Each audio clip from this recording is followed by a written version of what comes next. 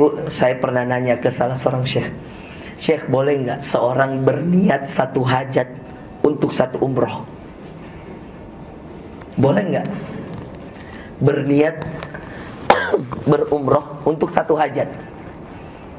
Kata syekh, apa yang membuat dia dilarang untuk itu? Jadi misal gini, mohon maaf ya Bapak Ibu sekalian, misalkan ada orang nih, dia mau ujian S3, S2 dan seterusnya misalkan. Taruhlah kayak teman-teman kita di Madinah, ada mahasiswa S1, S2, S3. Kebetulan anaknya Dr. Faisal juga mahasiswa semester berapa Kak sekarang? Ubaid? Semester 2 ya, di Madinah. Jadi teman-teman saya dan seterusnya, itu biasanya kalau mau ujian, mereka disuruh umroh sama syekhnya. Sama dosen-dosen itu bilang, kalian umroh biar lulus. Apalagi yang S2, S3. Itu kalau udah mau ujian disertasi, ujian tesis S2 dan disertasi S3, itu pasti disuruh umroh. Dan kadang-kadang kalau udah seperti S2, S3, udah otomatis itu umroh hanya untuk, ya Allah mudahkan disertasiku ya. Bapak Ibu, saya pernah nanya ini ke Syekh, Syekh, boleh nggak untuk satu hajat? Misal ada yang dokter mau jadi spesialis misalkan, ada yang pejabat mau naik jabatan, terus ada lelang jabatan, sudah ikut ujiannya, mau minta mudah-mudahan dengan umroh saya bisa naik. Atau mau nyalek gitu ya, atau mau jadi calon presiden. Ada yang kan begitu banyak Pak. Ya, kemarin waktu haji saya ketemu calon presiden, banyak ketemu calon presiden, calon anggota dewan. Ini juga ada calon anggota dewan di sini. Dapil Sulsel nih, Sat Muhdar Umar, ya. Biringkanaya Tamalan Rea, Provinsi Sulawesi Selatan, iya kan? Iya. Jangan promosi di sini, nggak boleh bos. Iya. Tapi saya kasih tahu dia caleg nih, Om Muhdar ini. Iya. Kita nggak usah sebut nama partai, nanti ngobrol sendiri. Iya. Tapi nggak boleh pansos di sini ya. Datang betul-betul ikhlaskan karena Allah. Tapi ini dengerin cara jawab Syekh. Lihat, apa yang membuat dia tidak boleh meminta itu? Apa yang membuat dia tidak boleh melakukan itu? Kita diam juga. Saya juga diam kan. Saya tanya, Syekh, tapi takutnya nggak ikhlas kan umrohnya bukan karena Allah lagi Syekh. Apa kata Syekh? Keikhlasan diikuti hajat yang benar untuk memberi manfaat kepada orang lain, masmuh fiddin. Saya ulangi, keikhlasan diikuti hajat yang benar. Hajat yang benar artinya hajatnya itu betul-betul untuk kebaikan yang memberi manfaat bagi orang lain, masmuh fiddin. Kata Syekh, masmuh dibolehkan dalam agama. Li'anna dzalika fitratal basyariyah. Kata Syekh, karena itu fitrah manusiawi. Nggak mungkin ada orang ibadah kemudian dia nggak punya hajat sama Allah.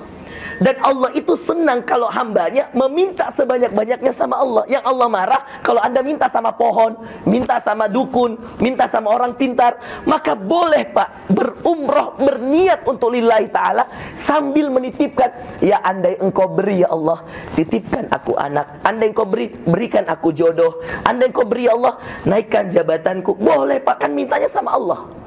Yang penting, tapi apa yang diikat sama Syekh? Dengan catatan keikhlasannya di awal lillahi ta'ala, lalu dengan niatan untuk memberi manfaat pada orang lain. Tapi kalau untuk maksiat nggak boleh. Boleh nggak Ustaz? Saya berniat pengen buka klinik Ustaz. Niat boleh. Saya dokter Ustaz, pengen buka klinik, boleh. Minta di depan Ka'bah, ya Allah mudahkan saya punya klinik ya Allah. Saya suami istri dokter nih, supaya anak-anak saya nanti kalau saya meninggal sudah ada kliniknya. Boleh aja. Ya, misalnya yang pejabat PNS ya, minta ya Allah naikkan jabatan saya ya Allah. Boleh, siapa yang melarang? Tapi mintanya sama Allah dan niat tadi, niat untuk memberi manfaat pada orang lain. Kenapa? Karena kata Syekh, itu fitratal basyariyah, fitrah manusiawi. Nggak ada di antara kita nggak punya hajat Bapak Ibu sekalian. Saya yakin kalau sudah depan Ka'bah, lain-lain doanya. Sampai Syekh saya pernah bilang gini, ketika dia berada di Multazam, semua orang berdoa. Dan Multazam itu tempat yang paling singkat Bapak Ibu sekalian. Boleh ditampilkan Multazam sebentar nak? Tulis di situ Multazam. Gambar Multazam, itu saja Multazam. Klik. Oke? Buka. Nah ini, buka gambar.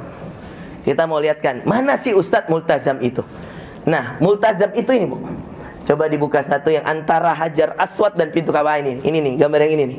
Kamu buka yang ini. Ini nih, kamu buka yang ini. Biar saya, atau jangan itu kecil. Turun lagi. Nah, ini nih. Antum boleh buka yang ini. Ini yang disepakati oleh para ulama. Al-Multazam sebagaimana diriwayatkan oleh hadis Nabi SAW, ma baina Hajar Aswad wa babal Ka'bah. itu antara Hajar Aswad dan pintu Ka'bah itu ada multazam. Ini Hajar Aswad, Bapak Ibu sekalian, perhatikan.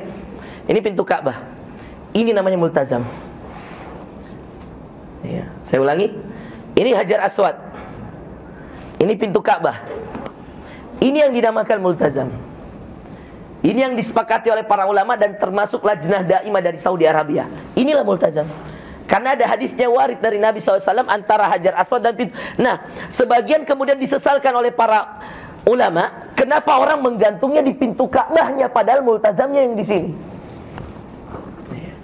Banyak yang nggak ngerti tentang ainal multazam. Mana multazam itu?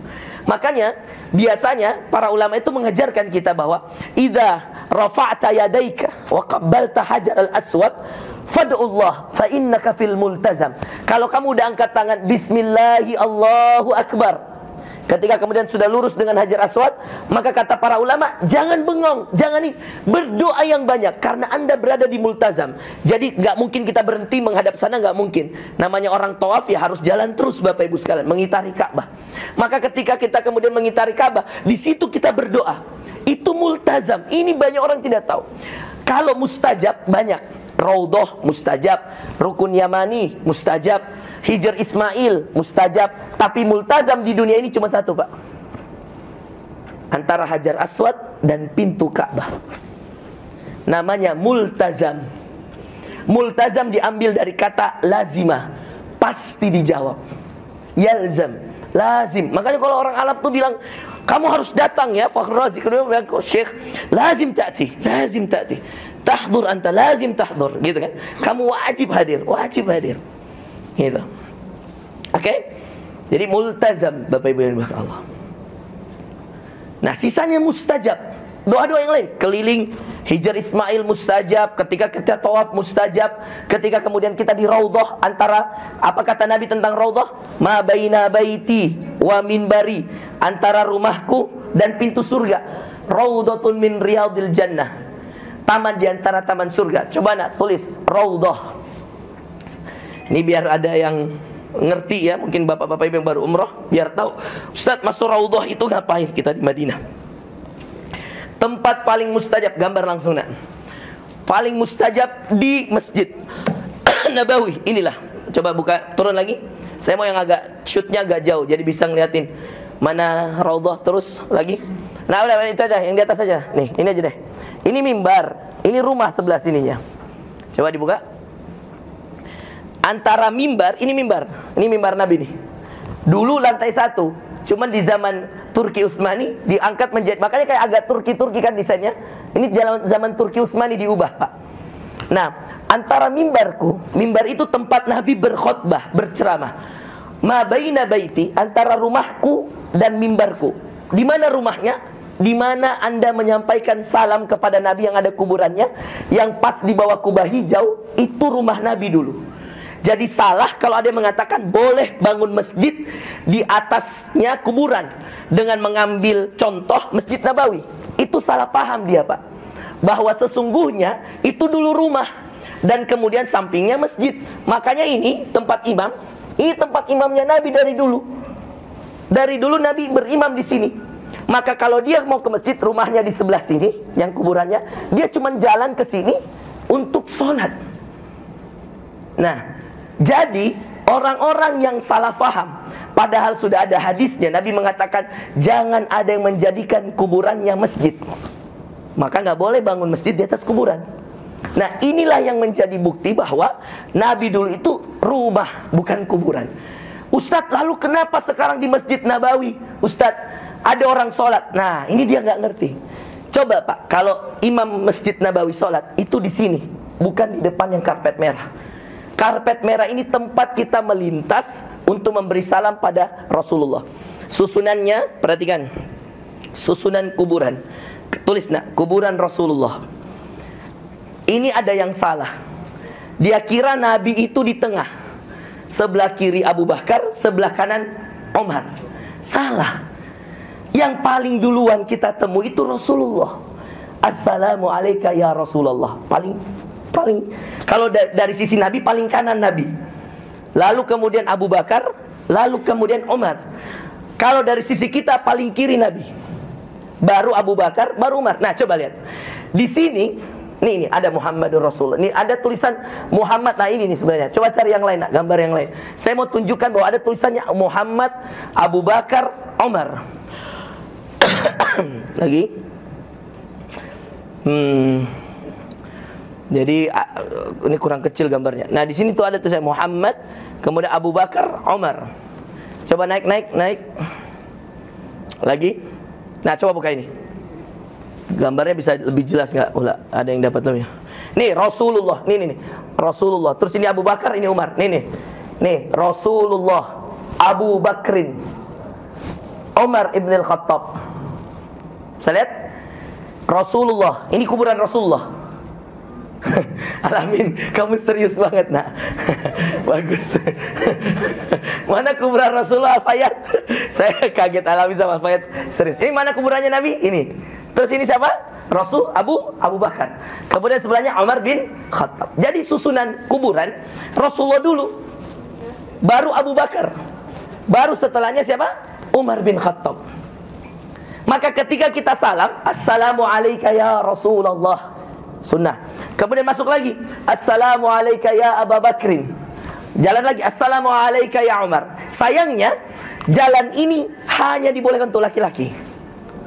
Kalau perempuan itu memberi salamnya dari tempat raudhah. Pernah masuk raudhah? Dokter mana sudah pernah?